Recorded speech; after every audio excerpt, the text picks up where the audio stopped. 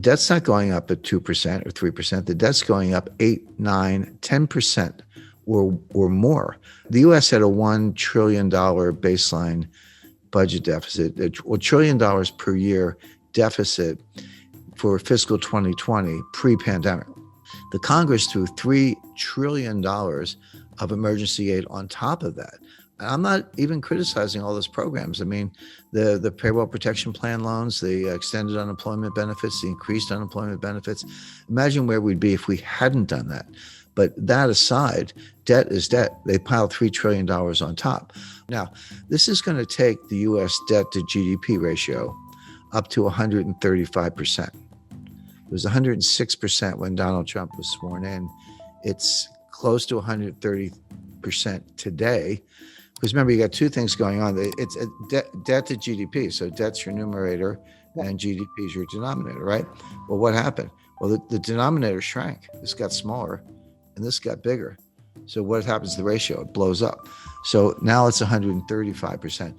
If you get the laws of economics right, which is not easy because most economists don't, but if you get them right, it's really a reflection of human nature. I mean, what is an economy other than all the people in the economy starting businesses, buying, selling, traveling, providing goods and services, et cetera. So human nature doesn't change, or at least it hasn't changed much in the last 100,000 years. So the fundamental laws of economics don't change either, but circumstances change, facts change, and that's important. Now, to answer your question, Kerry, you're right. There is a school of thought, a growing one, an influential one, that the debt doesn't matter. It's like, well, wait a second. So what? So the debt to GDP ratio went to 135%, which it did. Who cares? Well, what's wrong with it? 180%. We got issues. We got problems. Print up the money and monetize the debt and spend it and keep going. What is the problem? This comes under the banner of something called modern monetary theory, MMT. It's flawed, it's wrong, but it's got its followers, and those followers are now in the White House because one of the things Joe Biden had to do to get elected was to make peace with the Bernie Sanders wing of the Democratic Party. They take the view that if the Treasury didn't spend the money, how would anybody make any money? That's ridiculous, but that's what they say. They say, hey, when the Treasury spends money, what do? Well, they build aircraft. They have benefit programs. They have government contracts. They do whatever they do. But when the Treasury gives you the money, you take the money and you spend it on somebody else, goods and services, go out to dinner, have subcontractors, whatever it might be.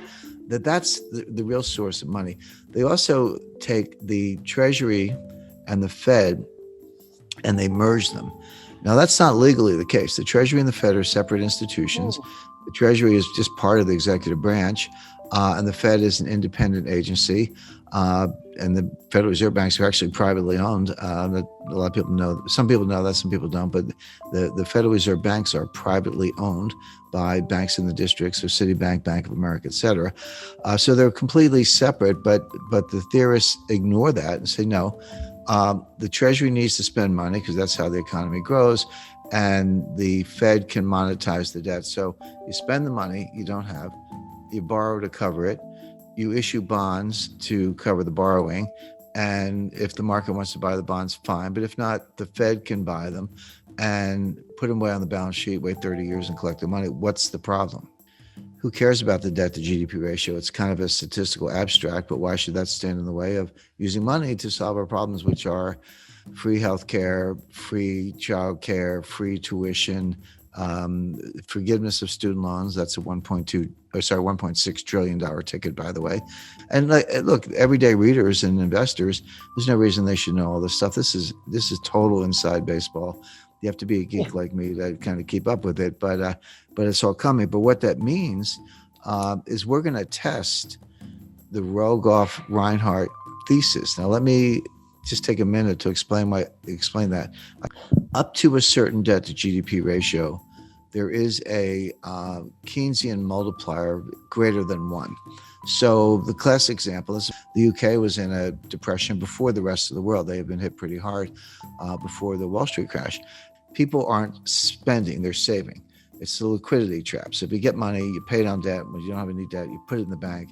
Whatever you do, you don't spend it. You hoard cash. Or people were buying gold. They were accused of hoarding gold, et cetera. But what they weren't doing was spending.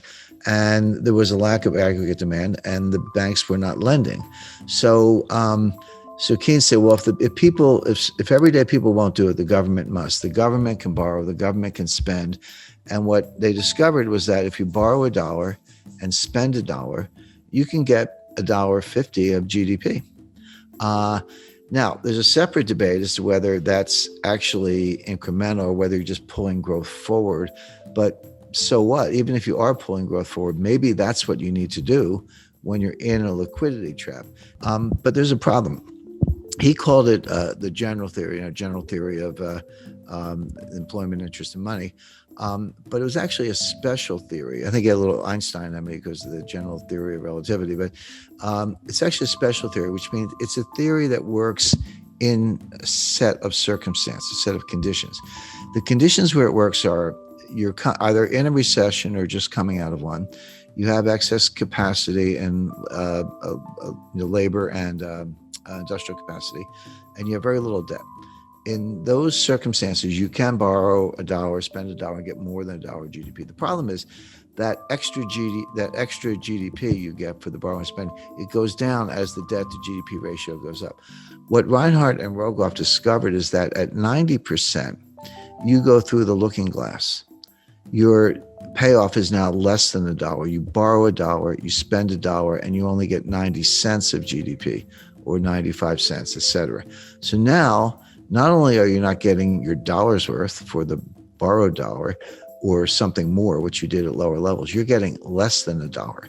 So now what's happening? You're borrowing $1, you're spending $1, you're not getting $1 of GDP, but you are getting $1 of debt, which means your debt to GDP ratio is going up and the 90% is getting worse. And I just mentioned the United States is at 135%.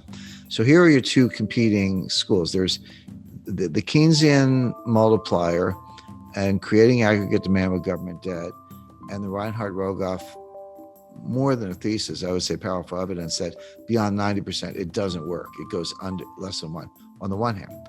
And my friend Stephanie Kelton and Bernie Sanders and Kamala Harris and the modern monetary theorists who say, no, it's all good. How could you get growth if you didn't spend money through the government? These theories don't agree at all. We're going to find out which ones work. I'll give away the answer, which is that Reinhart and Rogoff have it right. Keynes had it right up to a point. Reinhart and Rogoff discovered that critical threshold, that whether you want to call it tipping point or phase transition, or which physicists call it or whatever. The modern monetary theorists think the opposite, and we're going to find out. But what it means if Reinhart and Rogoff are right, and I'm right, and Keynes was right, the more you borrow, it's actually a headwind to growth. Now you get just as up to the threshold, you got more and more and more. Oh, sorry, at a low level, you got more, but then it went down. But it's like any diminishing marginal return. You know, the curve starts very steeply, you get a lot of payoff, then it flattens out, then it goes down, but it's still positive. But at some point, it goes below the zero line and your marginal return is negative. And that's where we are.